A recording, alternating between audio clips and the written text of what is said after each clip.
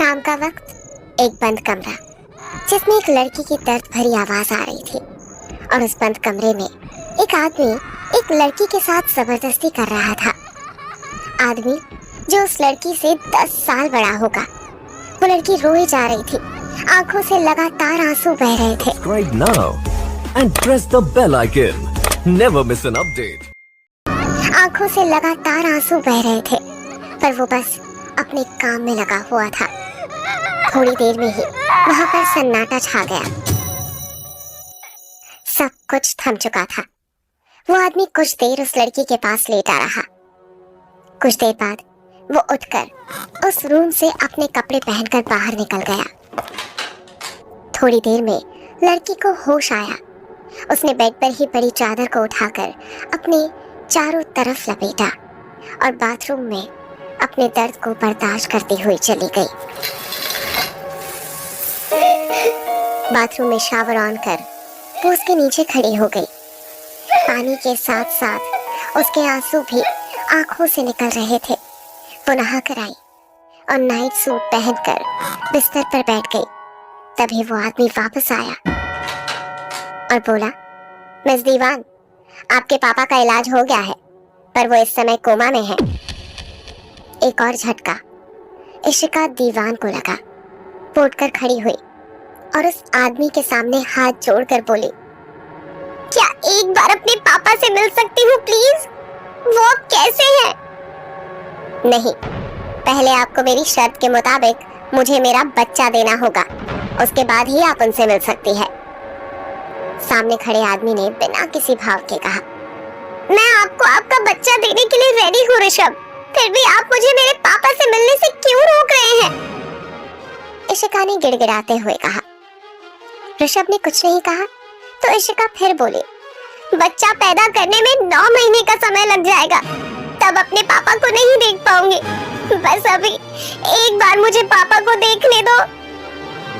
ठीक है, आपको अपने पापा को सिर्फ देखना ही है ना, तो वो आपको दिखा दिए जाएंगे। अभी मुझे काम है, मैं जा रहा हूँ। ऋषभ बिना एक पल रुके वहां से चला गया। इशिका एक बार फिर रोने लगी।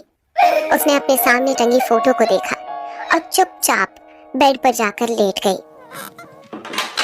इधर ऋषभ रूम से बाहर आया और किसी को कॉल करके बोला,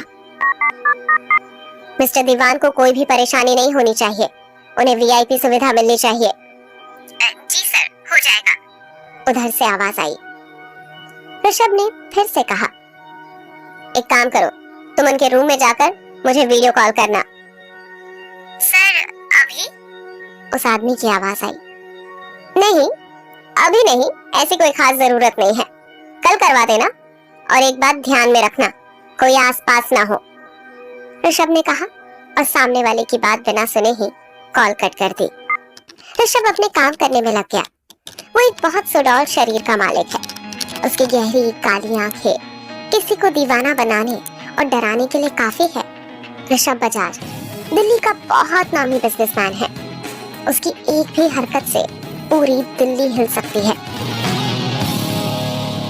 पर वो इस समय शांत और अपने काम में बिल्कुल खोया हुआ था। अचानक ही उसकी नजर पास रखी एक सुंदर सी औरत की फोटो पर जा टिकी और उसके लैपटॉप पर काम करते हाथ रुक गए। उसका शांत चेहरा पल भर में बदल गया। उसके चेहरे पर उदासी और गुस्से दोनों ने जगह बना ली। उसने उस औरत की फोटो को अपनी उंगलियों से छुआ और बोला, मैं तुम्हें बहुत प्यार करता हूँ, तुम मुझे अकेला छोड़कर क्यों चली गई और साथ ही हमारे बच्चे को भी मुझसे दूर ले गई। मैं तुम्हें वापस ला नहीं सकता, पर अपने बच्चे को तो वापस ला ही सकता हूँ ना। ये बोलते हुए उसकी आंखों में गुस्सा और एक तड़प दिखने लगी। वो अपने स्टडी रूम से बाहर निकला और किचन की तरफ चला गया। वहां से उसने खाना लिया और एक बार फिर इशिका के रूम की तरफ बढ़ चला। इशिका उस रूम में चुपचाप बैठी थी कि तभी एक बार फिर से रूम खुल गया। इशिका एक बार फिर से सिमट गई। अंदर ऋषभ आया और इशिका को देखकर बोला, लो खाना खाकर सो जाओ, कल तुम्हें तुम्हारे पापा दिखा दिए जाएंगे। इशिका ने कुछ नहीं कहा और सिर्फ हाँ में सिर हिलाने लगी। ऋषभ ने प्लेट रखी और रूम का गेट बंद करके चला गया। इशिका ने खाना खाया और प्लेट एक साइड में रख दिया। वो दूसरी चादर ओढ़कर सोने की कोशिश करने लगी।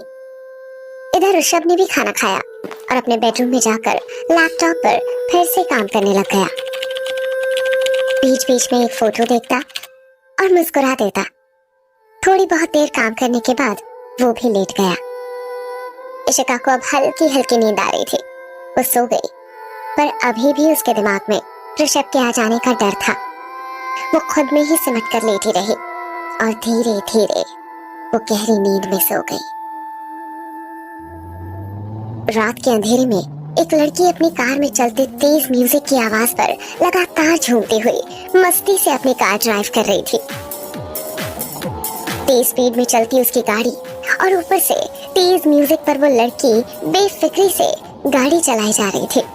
उसकी बंद आंखें और म्यूजिक पर थिरकता उसका सिर, एक हाथ से पकड़ा स्टीयरिंग और दूसरे हाथ से नाचते हुए गियर बदलती उस लड़की को देख ऐसा लग रहा था जैसे उसे किसी बात का डर नहीं था। तभी अचानक उसे अपनी गाड़ी में बहुत तेज झटका लगा। उसने तुरंत सामने की तरफ नजरें गड़ा दी। उसने बड़ी मुश्किल से अपनी गाड़ी पर कंट्रोल किया और झटके से ब्रेक लगा दिए। उसका दिल बहुत तेजी से धड़क रहा था। वो खुद पर काबू कर पाती तब तक उसे किसी चीज की बहुत तेजी से टकराने की आवाज सुनाई दी। उस लड़की ने इधर उधर देखा पर कोई नहीं दिखा, तो वो गाड़ी लेकर थोड़ा आगे बढ़ गई। उसे एक पेड़ से टकराई एक गाड़ी दिखी जिसमें से धुआं निकल रहा था। वो लड़की अपनी गाड़ी से उतरी और आगे बढ़कर उस गाड़ी की तरफ बढ़ने लगी। उस गाड़ी से धुआं और भी तेजी से निकल रहा था। वो लड़की और भी घबराने लगी, पर फिर भी आगे बढ़ती रही। उसके पैर बुरी तरह से कांप रहे थे, पर फिर भी वो अपने आप को आगे बढ़ने से रोक नहीं पा रही थी। तभी अचानक ही आगे का दरवाजा खुलने का एहसास उस लड़की को हुआ। वो लड़की जल्दी से आगे बढ़ी। तभी उस आधे खुले दरवाजे में से एक खून से सना हुआ हाथ निकला और गाड़ी से बाहर लटक गया। ये देख वो लड़की जोर से चीख पड़ी। Subscribe now and press the bell icon. Never miss an update.